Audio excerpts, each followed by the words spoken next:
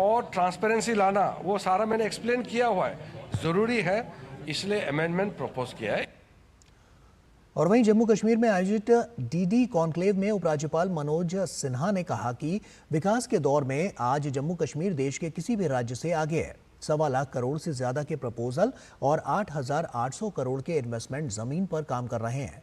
उन्होंने कहा कि अगर मैं जम्मू कश्मीर की इकोनॉमी की बात करूं तो 2016 से 17 में ये 1,70,000 करोड़ की थी, जो 2022 से 23 में 2,45,000 करोड़ की हो गई है और इस फाइनेंशियल ईयर में 2,63,000 करोड़ की हो जाएगी। देश के किसी भी राज्य से बेहतर इंसेंटिव आज जम्मू कश्मीर दे रहा है और उसका प्रतिफल ये हुआ कि आज हमारे पास 1.25 लाख करोड़ 1.25 लाख करोड़ से ज्यादा के प्रपोजल्स हैं। सबको हम जमीन नहीं दे पा रहे। 8800 करोड़ 8,800 करोड़ के इन्वेस्टमेंट जमीन पर उतर गए, उनका प्रोडक्शन शुरू हो गया। 18,000 करोड़ से ज्यादा के इन्वेस्टमेंट प्रपोजल जो थे वो जमीन पर काम हो रहा है। 46 नए इंडस्ट्रियल इस्टेट जम्मू कश्मीर में बन रहे हैं। यहाँ 3 प्राइवेट मेडिकल कॉलेज और सुपर स्पेशलिटी हॉस्पिटल बन रहे हैं, तो एक रोजगार यहाँ से भी सृजित होगा। और चौथा जो मुख्य रोजगार का यहाँ साधन होगा वो टूरिज्म होगा। 2 करोड़ 11 लाख लोग आए और ये आंकड़ा मैं समझता हूं कि इस बार 2.25 करोड़ से ऊपर जाएगा।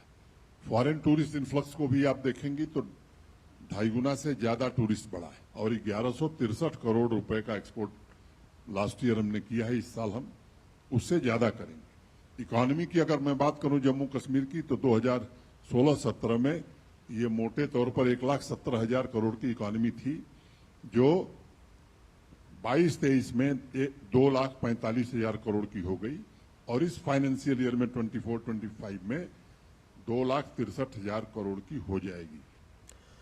और वहीं कार्यक्रम को संबोधित करते हुए उपराज्यपाल मनोज सिन्हा ने कहा कि जम्मू कश्मीर के आम आदमी, खासतौर से नौजवान हो या महिलाएं, उनकी आकांक्षाओं को नया पर लगा है और देश के दूसरे हिस्सों के लोग जिस तरह से सपने देख रहे हैं, आज यहाँ के लोग भी उसी तरह के सपने देखने लगे हैं।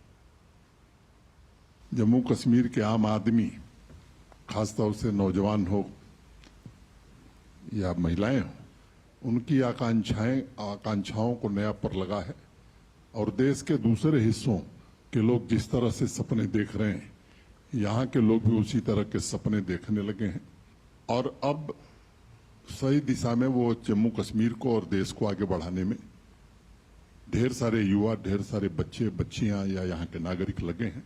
और मैं उम्मीद करता हूं कि नई सुबह का जो आगाज हुआ है वो निश्चित रूप से विकसित भारत के निर्माण में जम्मू कश्मीर के लोगों के योगदान को आने वाला इतिहास भारत का या भविष्य जरूर याद रखेगा। और वहीं हिंदी दिवस के अवसर पर नेपाल की राजधानी